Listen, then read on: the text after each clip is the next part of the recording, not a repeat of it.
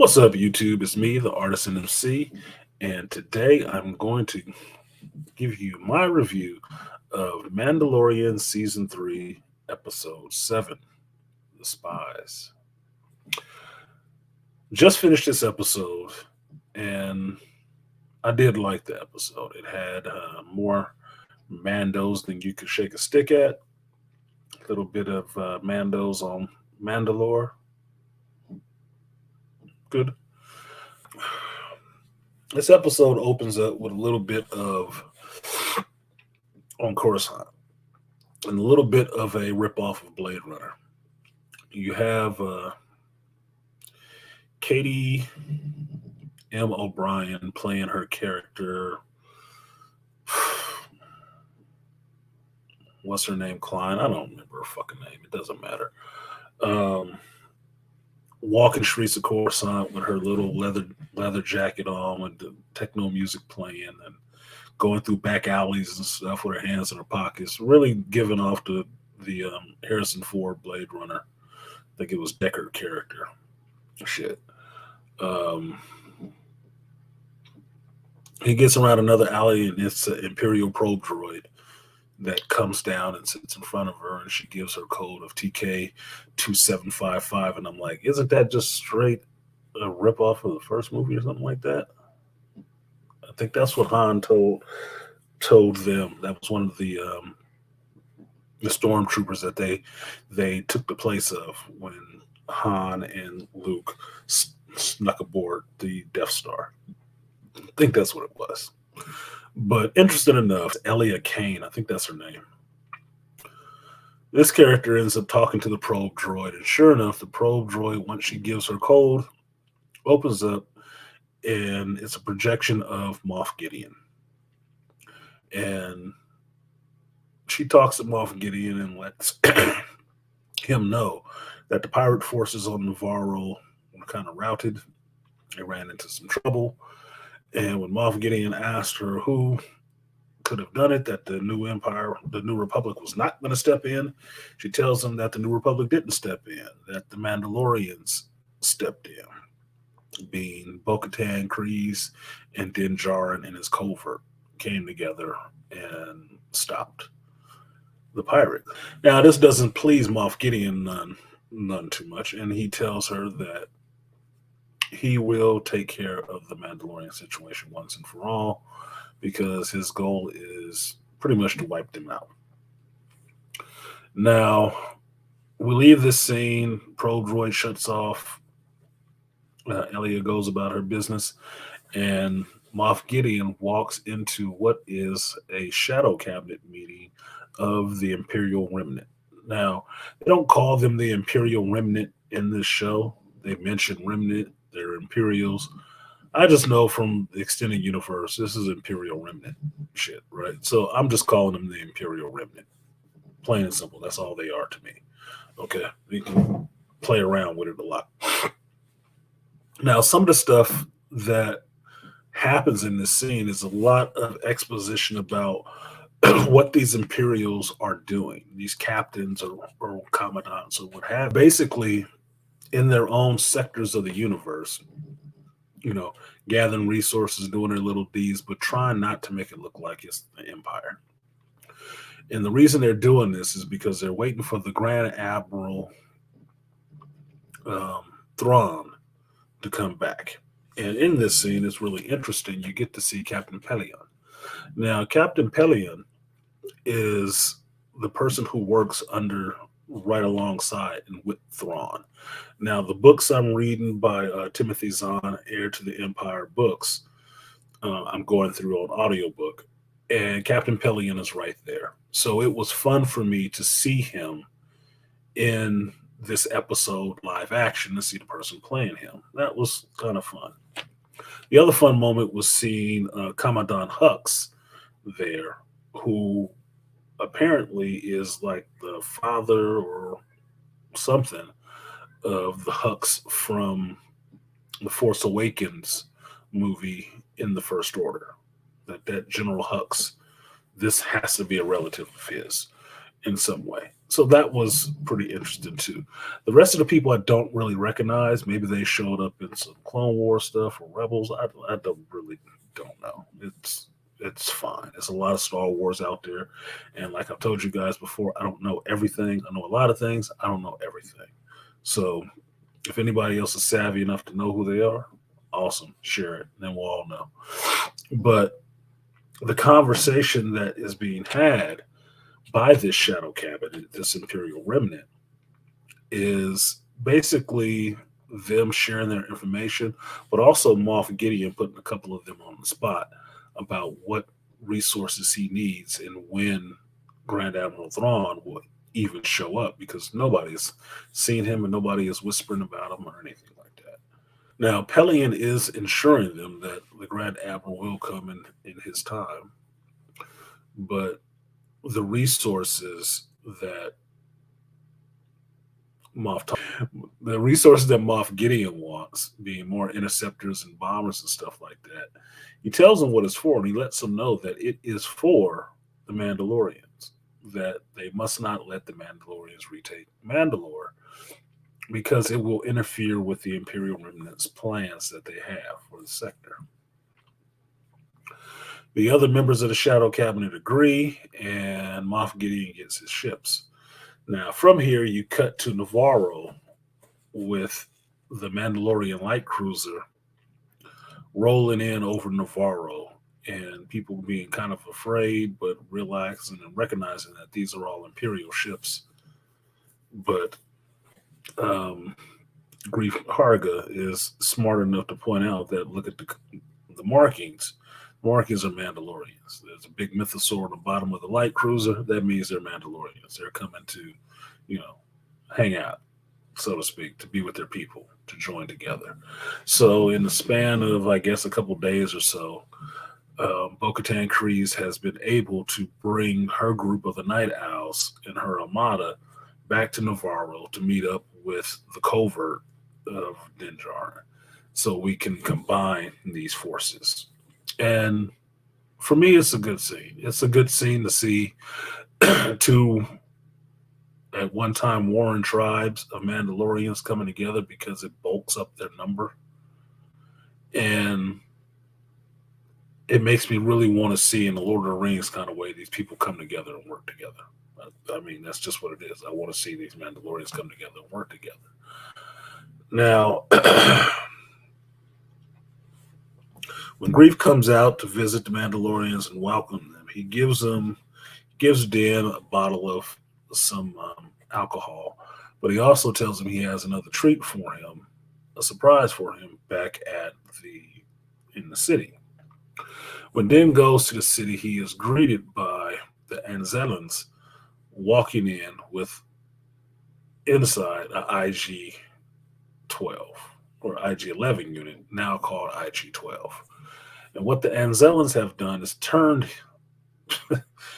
IG-11 into a type of conveyance for Grogu.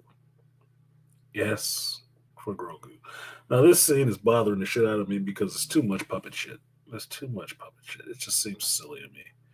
And sure enough, they pick Grogu up and stick him inside this chassis, inside of IG-12, and now Grogu is manning this robot and has his own powered legs that he can move around in.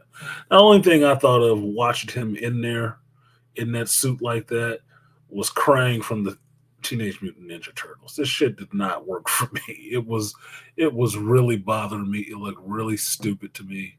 I'm like, come on, man. What is this shit?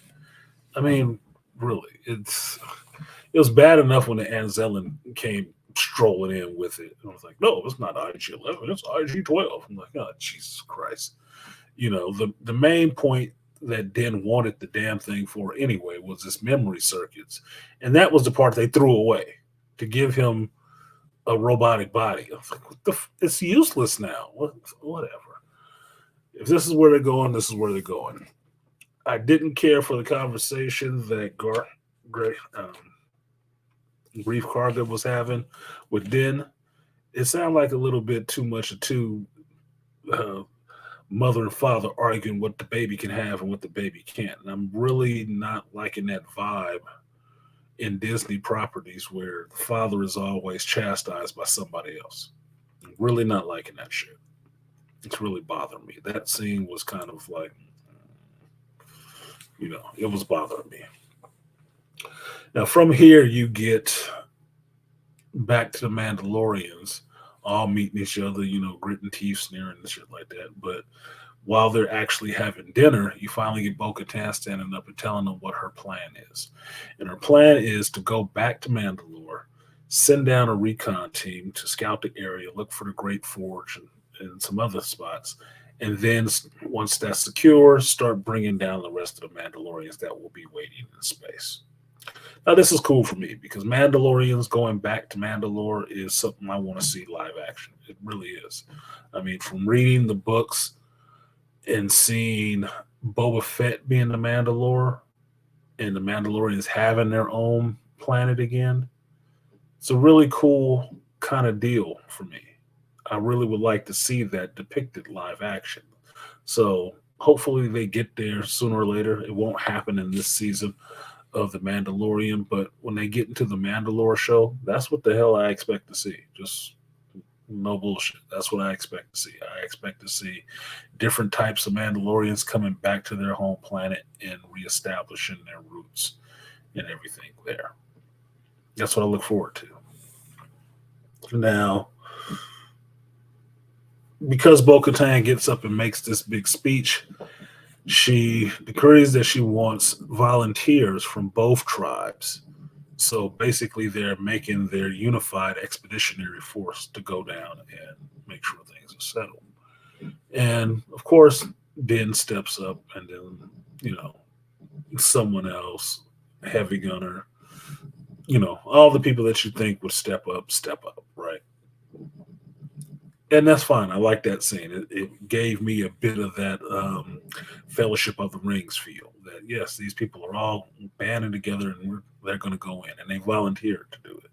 It's not like somebody had to make them do it.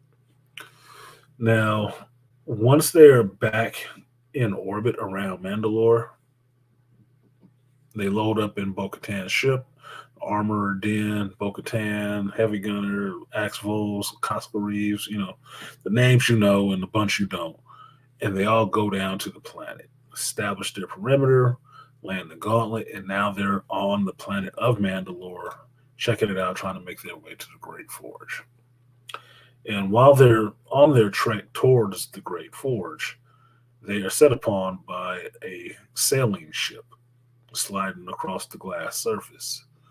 And sure enough, the people on the ship ask for food, and if they have food, Bo-Katan replies yes. And from a little more conversation, they realize that the people on the ship are Mandalorians. And sure enough, three of them jetpack off and come and talk to Bo-Katan Kryze and let them know that they have been there since the bombing. Now, I'm not really remembering when the bombing happened, how many years it has been since Mandalore was bombed to glass, but it does give you the impression and get to see from the look on these guys' face. It's been rough here a while. They've been staying here for a while, and food is something that they needed. Now, why would all these other creatures around? I don't know. I would have killed something else and ate it, but maybe where they are, there ain't much food. Be that as it may, because that just seems like a plot hole. Eventually, let these new group of Mandalorians know who they are. They all load up on the ship together and start going towards the Great Forge. The armorer takes the wounded of them, gets on Bo-Katan's ship, heads back out into space, while the crew that's still on the ground, the expeditionary force on the ground, is headed towards the Great Forge because these three guys know where the forge is. And the conversation had is interesting because you get to see the night owls and the coverts interacting with each other, so to speak. And I like that there is a sense of familiarity because they know they're all Mandalores, but there is still that high-born snub turned up of the nose from one group to another one in different aspects that One group is really primitive, the other group is really, high class and got everything on it. To me, it's all bullshit because they're all the same race, regardless if one was born on the moon of the planet, one was born on the planet itself. It seems pretty petty, but I only live on one planet. We can't even get that shit straight within blocks of each other. So, be that as it may, they end up finding the Great Forge and going inside. And once they go inside, they are set upon by some jet-packed fighters. And these fighters are Imperials. Now, this is the interesting part because you see that these Imperials have jetpacks and, wait for it, Beskar armor.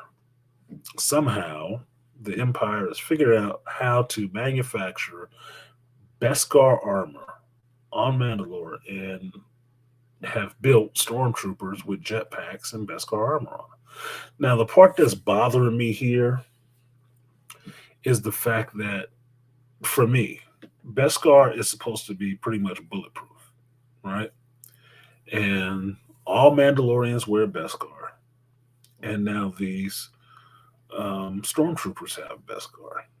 But that's the part, not the part that's bothering me. The part that's bothering me is that the Imperials are having to get shot with some pretty precise shots to go down. So they on some John Wick level. I got to shoot you underneath your helmet or in a joint or something like that to actually put these people down because they have on Beskar. But the soldiers on the opposing side, the Mandalorians of Bo-Katan and Din, they going down with regular shots. And I'm wondering how, since everybody in this fight is wearing Beskar, so everybody should be pretty much bulletproof. It shouldn't be a standoff, long range fight. It should be, let's use our jetpacks and get in close because this shooting the gun shit is not going to work. No, it takes forever before that actually happens, and then when they do get in close, it's still gunplay and shooting between the seams or using your vibro blade finally to stab somebody. Well, then it gets down to some conventional type of combat, which would make perfect sense to me if I'm fighting somebody who's just as bulletproof as I am. My only problem is, how are these Mandalorians getting picked off when they're wearing Beskar? It makes no sense to me. It just makes no sense to me. Now, from this position, Din and Bo's forces start getting a better hand over the Empire, and the Imperials start running. And sure enough, the Mandalorians give chase. Now, this is the part that bothered me because chasing after them is a tactical error. You don't chase after them. They just attack you. You don't chase after them. Don't. You might linger behind and see where they're going, but you don't chase after them, because what happens when you chase after somebody, you end up getting drawn into a trap yourself. Now, this is another one of these scenes that these Mandalorians are supposed to be very good fighters. But what I'm seeing out of Din's covert is that they're not very smart. They're not very smart at all. They are some primitive hicks, like some of the Night Owls was calling them, because they make some of the most egregious tactical fucking errors. Let's just chase after them and run in through the double doors. Oh, they closed one of the doors? Yes, motherfucker.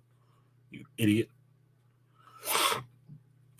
And through the double doors, what you find is the place where those bombers and interceptors came from when Bo-Katan's house was blown up was that they came from Mandalore. That on Mandalore, there is a base of Imperials. And sure enough, when Din is the one caught on the other side of the door and tries to fight off these troopers that string him up because they got, grappling cables and stuff like that too. They string him up and the leader comes down in all his black armor and big flowing cloak, Darth Maul helmet. And when he pulls off the helmet, it is Moff Gideon. Moff Gideon is wearing Beskar armor the whole time. And this is his base on Mandalore. And he pretty much gives up the game of what he's doing there is that he is there to establish this base and use the resources of Mandalore to make this armor. And based on the cloning and the Jedi's and stuff like that, he will combine the best parts of all these cultures into the elite troopers that he wants to have that will take over the galaxy. Now, to me, my understanding, this probably gets into a lot of that, Mount Tantus shit with the cloning and whatnot, some of which was seen in the Bad Batch.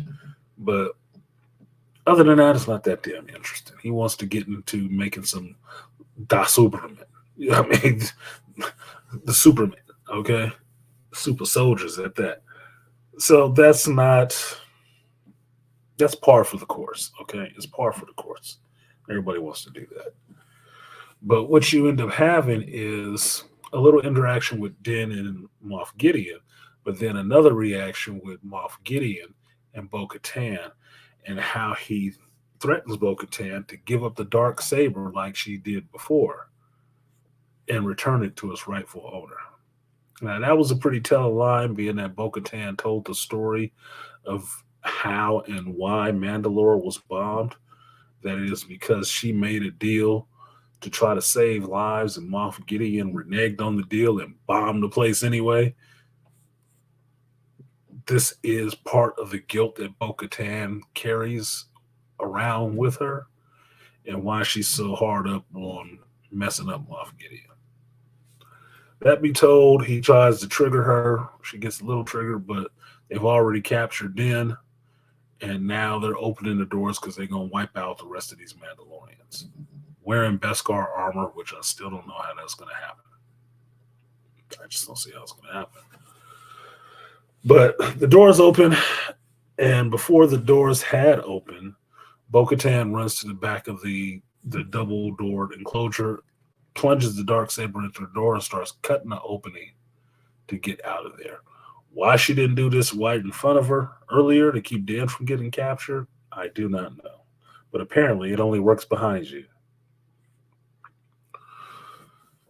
Now, Moff Gideon opens the door, tells his troopers to kill them, and they run in trying to wipe out these Mandalorians that are trapped between these two doors while Bo-Katan is cutting a hole in the back. Now, these troopers are going down pretty easy, and this is where Paz Vizsla steps up and really starts laying down cover fire for everyone trying to escape through the hole. And the one thing I realized is the hole ain't big enough for him. So apparently he's not going to make it. And sure enough, within 2 minutes of me thinking that Paz Vizsla is trapped out there, his gun is overheated, he's thrown it down, and now he's just hand to hand with these troopers, killing them, throwing over the edge, all kinds of stuff, to the point that the next group that comes up goes for blood. And these three troopers show up looking like Snoke's personal guard from they're in The Last Jedi. So what their name is, I do not know, but they're using some kind of crackling energy weapons that is able to pierce Beskar, and they attack Pre Vizsla and kill him. Now, this is a bit bothersome to me because Pre Vizsla has a child. He knows this. We know this because he went through so much to protect this child and get it back. Why the hell would you be the one on the other side of the door saying, "Go on without me"? Who's raising your fucking kid? You just left your kid alone? That doesn't seem like good parenting to me. You're just going to give up your life, but you forget you have a kid? No. That was kind of stupid to me. Be that as it may, he puts up a valiant effort, but these three red-cloaked soldiers cut him down and leave him for dead and walk off the screen. Now, I do believe this is shades of the First Order. I do not believe their weapons should have been able to pierce Beskar, but look, they got blaster bolts penetrating Beskar, so what the hell do I know? I obviously don't know shit. because they just throwing it in there and walking on like they daring anybody to say anything. Um, so the heavy gunner is dead.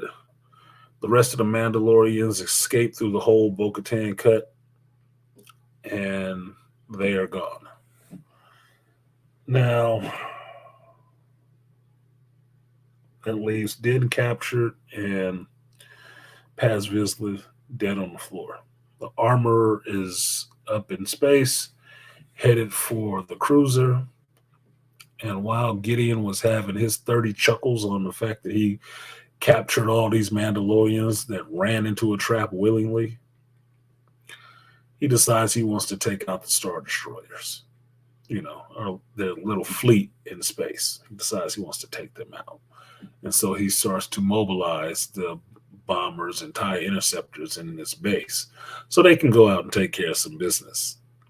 Now, at least Gideon in this is not making tactical strategic errors, but some of his dialogue rang kind of like, whatever. Now, from here, you find out that the show's over. It's done. But you still have the Mandalorian Armada up in space about to get completely bushwhacked by Imperial forces that are going to come in and attack them. And this is where we end the episode. We end the episode with the potential of more bigger things happening a bit later on, if you hang with it, or in the finale episode for this season. Overall, I thought the show or this episode was good. That I like seeing more Mandalorians, as I said, and really made me start thinking about if I made Mandalorian armor, what would I want? And I think one of the things I know I want outside of the Mythosaur or Scorpion is that little covering behind the back, below the butt to the back of the legs, when it's open in the front. Yeah, I like that shit. That shit looks cool as hell to me. It's a good visual to have that little half cloak or something like that hanging off you. But other than that, the episode didn't have too many major flaws for me. It had some small ones, like Bo-Katan's last line to Paz Vizsla was not a great delivery at all. They should have took one more take. There should have been one more take. That one was kind of like, ugh, that's not even acting. That's just talking. But be that as it may, the episode was enjoyable. I'm kind of disappointed that this was the next to last episode. So whatever they're going to wrap up in the next episode is going to be a lot. So I'll be really watching the time on that one to see how fast they rush through these explanations, or do they just leave it to roll over into season 4? I don't know. Maybe 2 or 3 plot threads, but some of this other stuff needs to be, cleaned up and put to bed on this episode. But we will see. But anyway, that's my review of episode 7 of season 3 of The Mandalorian. Like, share, subscribe, support the stream if you feel so inclined. I have been artisanmc, and I will see you next time. Peace.